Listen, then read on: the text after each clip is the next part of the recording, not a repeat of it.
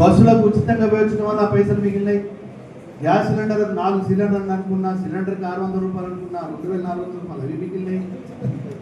అదేవిధంగా current bill 7200 రూపాయలు అవి మిగిలినాయి.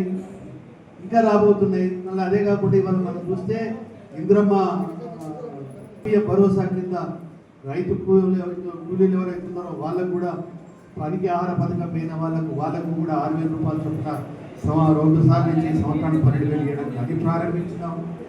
అదేవిధంగా రేపో ఎల్లుండో ఇల్లు కూడా రాబోతున్నాయి. వచ్చినాయి ఇల్లు లిస్టు తయారు చేసి ఊరికి ఇల్లు ఇవ్వబోతున్నాయి. ఆ ఇల్లు ఒక్కొక్క దానికి 5 లక్షల రూపాయలు. ఇవన్నీ మేము ఆర్థికంగా అభివృద్ధి చెందడానికే మేము చేస్తున్నాం. పావులా వడ్డీ వచ్చినాయా అన్నమ్మా? వచ్చినాయా? ఎంత వచ్చినాయి? వడ్డీ 90,49,485 గ్రూపులకు వచ్చినాయి.